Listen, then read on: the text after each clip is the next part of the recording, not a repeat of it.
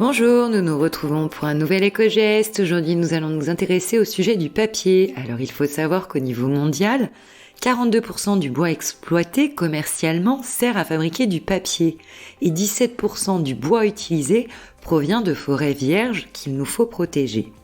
Alors en France, nous en avons consommé 8,5 millions de tonnes de papier en 2019, ce qui représente par habitant un petit peu plus de 126 kilos. Un chiffre en baisse, mais qui a néanmoins un impact sur l'environnement.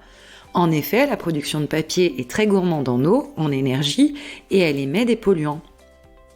Alors il existe des papiers qui vont nous permettre de minimiser notre impact sur l'environnement, justement. Alors pour les produits finis, il y a par exemple des labels qui s'intéressent au cycle de vie complet du papier, comme par exemple l'écolabel européen.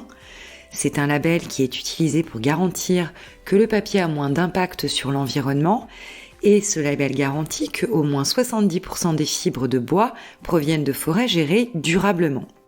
Les critères d'attribution de l'écolabel européen sont basés sur des critères environnementaux, comme par exemple limiter les rejets de substances toxiques ou réduire les risques environnementaux lors de la production, mais également des critères de performance. Il y a également le label NF Environnement. C'est un label qui est délivré par l'AFNOR, une certification qui apporte la garantie d'acheter l'un des meilleurs produits d'un point de vue performance environnementale. Il y a également l'Ange Bleu, c'est un label qui impose des exigences fortes sur l'incorporation de fibres recyclées avec un taux minimum de 75%. Il a été développé par le gouvernement fédéral allemand en 1978. C'était l'un des premiers. Et puis, il y a également l'écolabel nordique qui garantit que le papier contient des fibres de bois issues de forêts gérées durablement pour des fibres vierges à hauteur d'au moins 30% et pour des fibres recyclées à hauteur d'au moins 75%.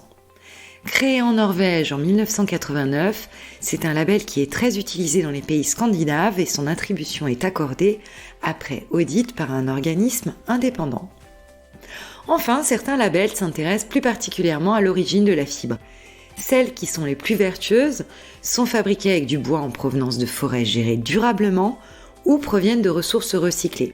Parfois même les deux. Pour ces labels, on citera le label FSC, mais également PEFC. Alors, vous l'avez compris, l'usage du papier recyclé est intéressant, sa production consomme nettement moins d'eau, moins d'énergie et elle génère moins de déchets chimiques. Mais en plus de ça, il faut savoir qu'une même fibre peut être réutilisée en moyenne entre 2 et 5 fois. Alors il y a toutefois un bémol, une étude qui a été publiée en octobre 2020 dans Nature Sustainability a démontré un inconvénient. La production de ces papiers recyclés émettrait davantage de CO2 que le papier non recyclé. Pourquoi ? Tout simplement car l'énergie utilisée pour produire ces fibres recyclées provient moins souvent d'énergie renouvelable. Alors nous, on va miser sur le fait que les fabricants vont passer rapidement à des énergies plus vertes et on va quand même continuer à privilégier le papier recyclé.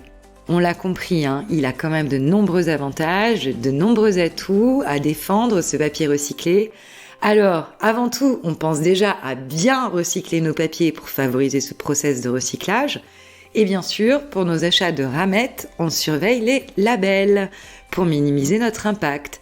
Nous vous souhaitons une excellente journée et nous vous retrouvons demain pour un nouvel épisode.